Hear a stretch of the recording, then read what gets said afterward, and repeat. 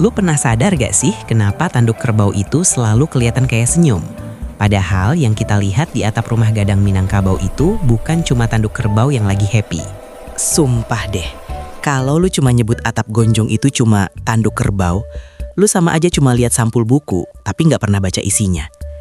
Kita bicara tentang sebuah mahakarya arsitektur yang usianya mungkin ribuan tahun, yang nggak cuma ngomongin tentang duel hewan legendaris, tapi tentang filosofi keseimbangan alam yang super gokil dan rahasia legenda yang disimpan rapat-rapat di dataran tinggi Sumatera Barat.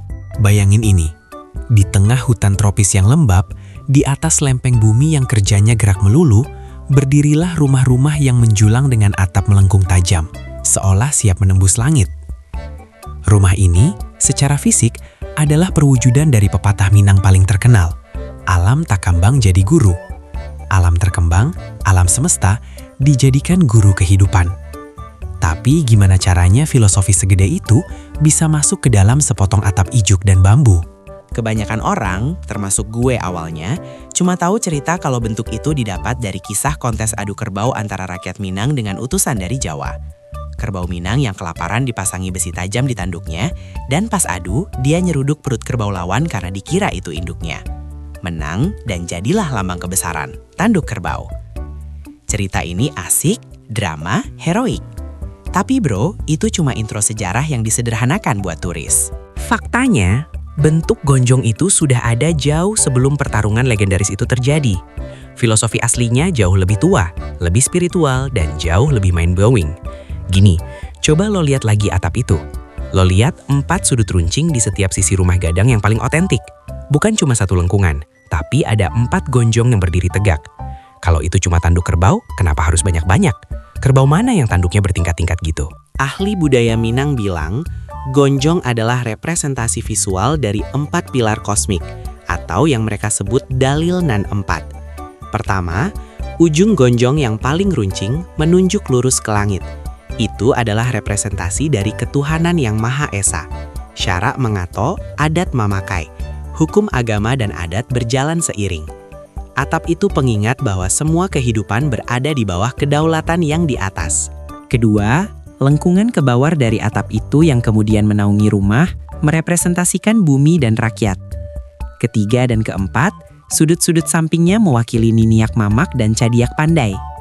Artinya, rumah itu bukan cuma tempat tinggal, tapi pusat pemerintahan mini yang harus dipimpin oleh tradisi dan intelektualitas. Jadi, atap itu bukan hanya tanduk, tapi mahkota kosmologis. Sekarang, kita masuk ke keseimbangan alam yang paling brutal, yaitu geologi. Sumatera Barat itu zona gempa aktif, bro. Bangunan kokoh yang kaku pasti hancur berantakan. Disinilah kecerdasan leluhur Minang membuat kita terdiam. Atap gonjong didukung oleh tiang-tiang kayu yang disusun dalam pola tertentu. Tapi yang paling penting, material atapnya. Itu bukan genteng berat atau beton. Itu ijuk, material yang ringan, elastis, dan punya ketahanan luar biasa terhadap cuaca ekstrim. Studi kasus, bayangkan gempa Padang 2009. Banyak bangunan modern hancur, tembok beton runtuh. Tapi, banyak rumah gadang tua dengan strukturnya yang fleksibel dan atap ijuknya yang ringan tetap berdiri. Kenapa? Karena desainnya nggak kaku.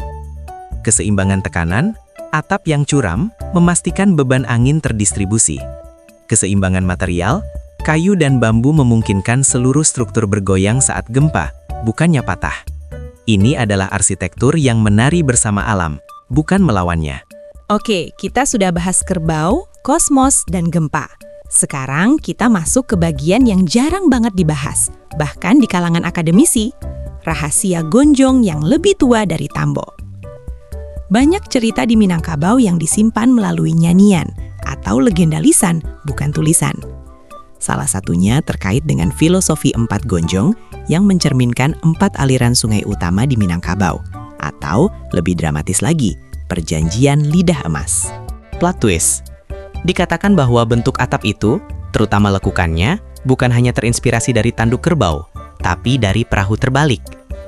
Jauh di masa lampau, ketika nenek moyang mereka pertama kali tiba di dataran tinggi, mereka datang dari laut, naik perahu. Ketika mereka memutuskan untuk menetap dan mendirikan peradaban di pedalaman, perahu-perahu mereka dibalik dan dijadikan atap pertama. Legenda ini mengatakan bahwa rumah gadang adalah bahtera yang berlabuh di darat. Keseimbangan di atap nggak berhenti di fisik dan spiritual. Dia meresap ke sosial. Rumah gadang adalah pusat dari sistem matrilineal.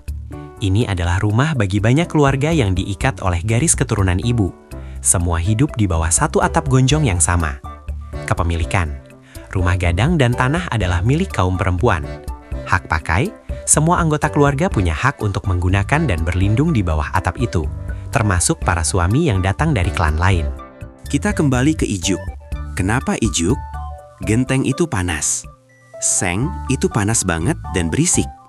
Ijuk, sebagai serat alami, punya keseimbangan termal yang luar biasa. Di siang hari yang panas terik di daerah tropis, ijuk berfungsi sebagai insulator alami, membuat bagian dalam rumah tetap sejuk. Di malam hari yang dingin, ijuk menahan panas yang tersisa, menjaga kehangatan. Ini adalah konsep arsitektur yang 100% sustainable dan eco-friendly, jauh sebelum istilah itu populer. Jadi bro, kalau lu ditanya lagi, kenapa atap rumah gadang bentuknya kayak tanduk kerbau? Jawaban lu harus lebih keren dari sekedar cerita adu kerbau. Lu harus jawab, atap gonjong adalah cermin dari filosofi hidup masyarakat Minangkabau. Itu adalah manifestasi fisik dari alam takambang jadi guru. Itu adalah perjanjian dengan Tuhan, perjanjian dengan alam, dan perjanjian dengan masyarakat. Bentuk yang ekstrim dan berani itu semuanya berbicara tentang keberanian untuk berdiri tegak, fleksibel terhadap guncangan, dan selalu mencari titik tengah, mencari keseimbangan sejati. Dari sepotong atap, kita belajar bahwa keindahan sejati itu bukan terletak pada ornamennya, tapi pada integritas filosofi di baliknya. Bahwa bangunan yang paling kuat adalah yang paling fleksibel, bukan yang paling kaku. Pertanyaan filosofisnya, di tengah hidup kita yang serba cepat dan tak seimbang hari ini, apa gonjong kita? Coba deh lu komen di bawah. Menurut lu, pilar apa yang harus kita pertahankan di era digital ini biar hidup kita tetap seimbang kayak filosofi atap gonjong? Dan kalau lu suka sama pembahasan mendalam kayak gini, jangan lupa klik subscribe. Sampai ketemu di rahasia-rahasia unik Indonesia berikutnya. Tahu gak sih lu?